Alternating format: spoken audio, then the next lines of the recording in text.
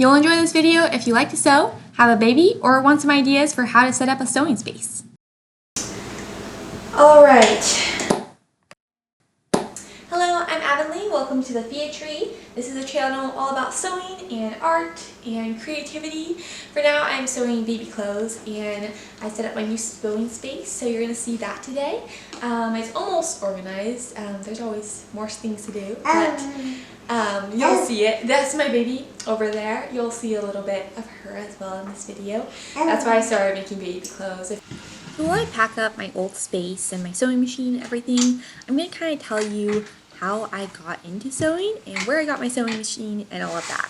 So I inherited my sewing machine. It's a Singer from 1970 and I really like it. It's older and more vintage and it'll last a long time from what I've heard. So I really enjoy it and I got it maintenanced a couple months ago for the first time, and that was good because I want it to last.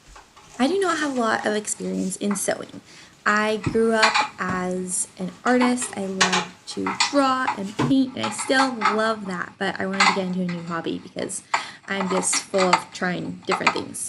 My friend's mom actually introduced me to sewing, and I took a class with my friend on, well, it was a very informal class, right?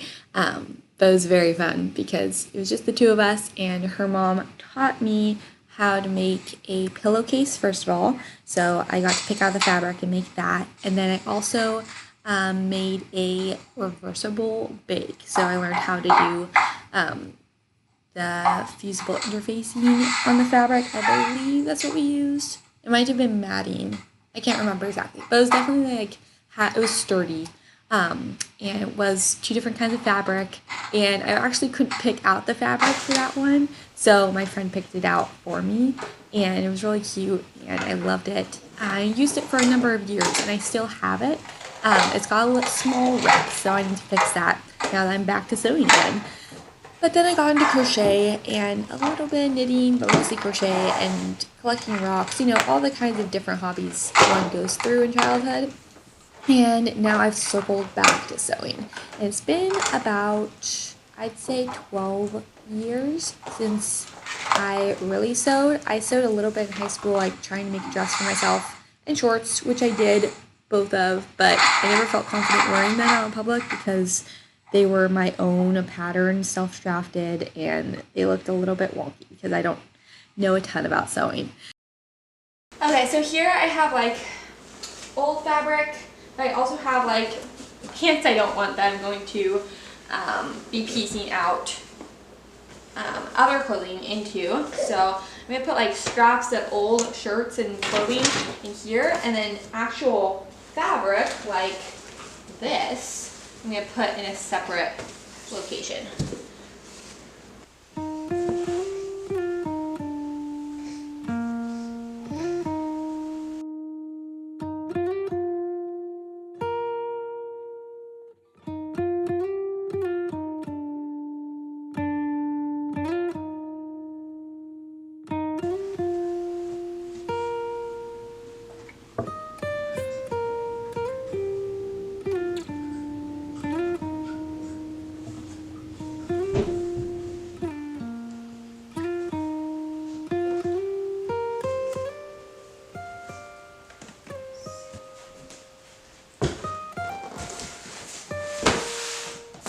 Here's a little sighting of baby Thea and me packing up stuff or unpacking stuff while I have her in my carrier. It's a little awkward, actually it's very awkward to hold heavy things and have her in front of me and try not to squish her and at the same time carry her in big boxes.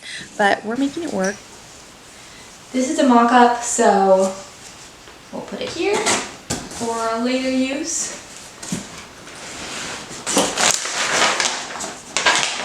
My straps in here.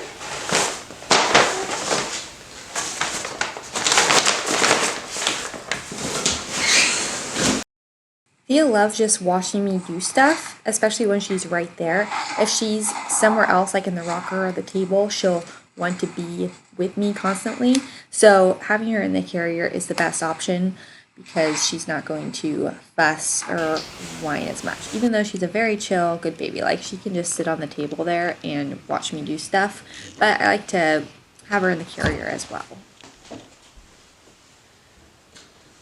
So now I'm setting up my sewing space on the art desk and kind of just arranging things, seeing where things will fit.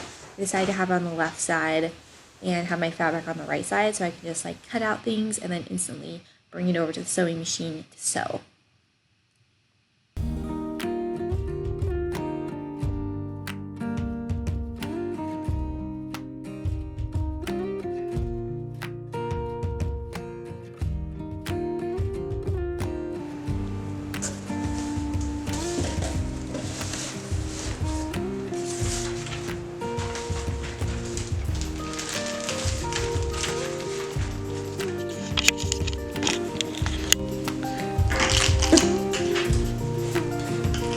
Staying at the sewing space can be a little bit frightening because if you're used to a lot of cubicles, that's very easy to put fabrics and bobbins and all of the different things in to a small space. But, sorry, she's eating a leaf. This is an art desk, so it's not meant to have a bunch of sewing stuff on it. So she's gonna eat the thread.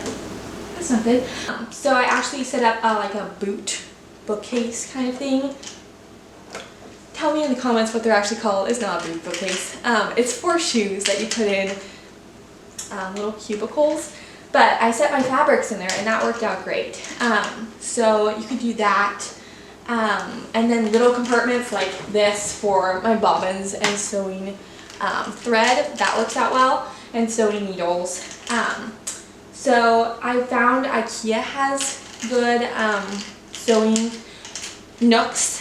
As well as Wayfair if you want to search online, but I have not invested in that because I have an art desk and that works, and I like to just paint still, so I can just move this all to the side when I want to paint and do an art video or other art things. Okay, I put her over there on the table. Hi, Thea. That's not her real name, it's her middle name, but I'm just very private with my baby online. So that's why it's called the Thea tree, if you didn't know. So anyway, IKEA, Wayfair, yeah, there's lots of different places you can go to and get a special sewing nook. And displays for displaying your fabric, that's kind of cool. If you have like a clear glass hutch, you can put them in it and it provides a decoration as well as utilizing your space. So I just put everything behind here and then on here. So everything's kind of in this corner. And there's the kitchen behind me, so everything's kind of in a small space. I had a bigger space before, so I had to cut down. So I have a lot of stuff, like in this bag is all my scraps, so it's literally like this. And I learned that you can actually like utilize these and put them in like rattles, like little bunnies for babies, instead of stuffing. So you can stuff some scraps, which I thought that would be really nice to use. So I'm going to do that someday, but right now I just have a huge, hi Thea. I have a huge bag full of scraps that I haven't used yet. So just some tips and tricks. I'm going to be cutting here and then having my sewing here, so that way it's nice everything's in one area before. Oh my goodness. You can't do it? Oh, Baba. She's fine. Oh, Baba. It's okay. Alright guys, ready to check out my new sewing space? Here we go. Alright, sewing room space is done. This is actually not just the room. There's a dining room table over there and kitchen over there, but we're not here to show that. We're here to show the fabric and the patterns and everything. So I have my patterns in here. We have fabric here. Just a bunch of sewing supply stuff I just put on the top and fabric down there. Then my sewing machine and the rotary cutter and mat with some stuff already cut out there, and my little pedal down there, and it is all set up. Pretty simple, but it takes some time when it comes to organizing, and I'm still in the midst of organizing stuff. Like this is this is fun. It's lots of different bundles of random things, so I'm gonna have to go through that later.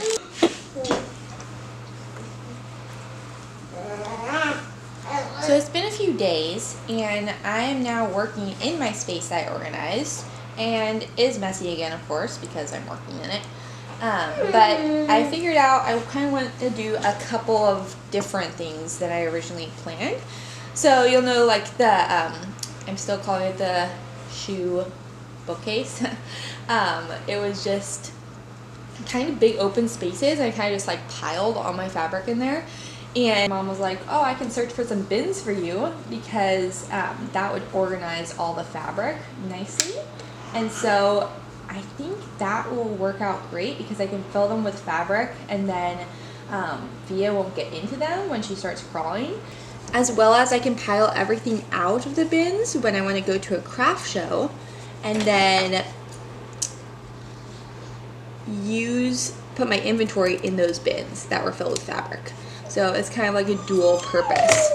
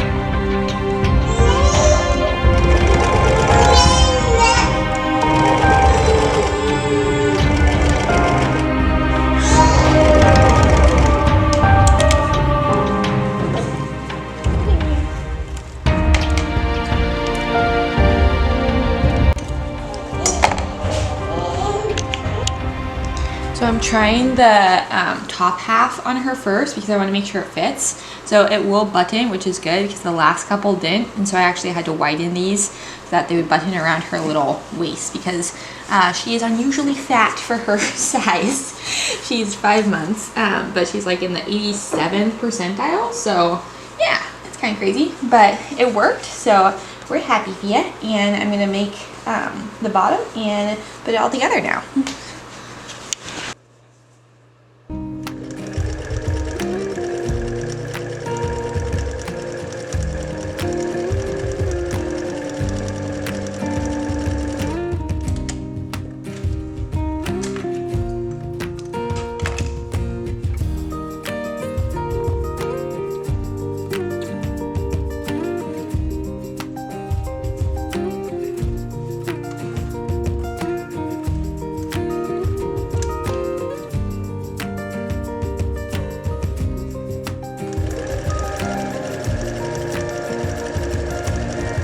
Okay, this is the dress all finished. It has the flutter sleeves, and it's under it's over a onesie, so that way it's nice and layered. I'm going to show you the back now.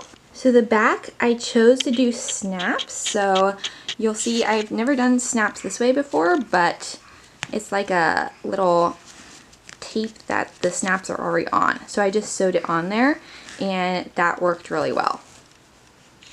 Obviously, I'm still learning how to make it not look dorky, because the white's showing a little bit, so I need to go over a little bit and overlap it more. But for the first one, I think it turned out pretty good.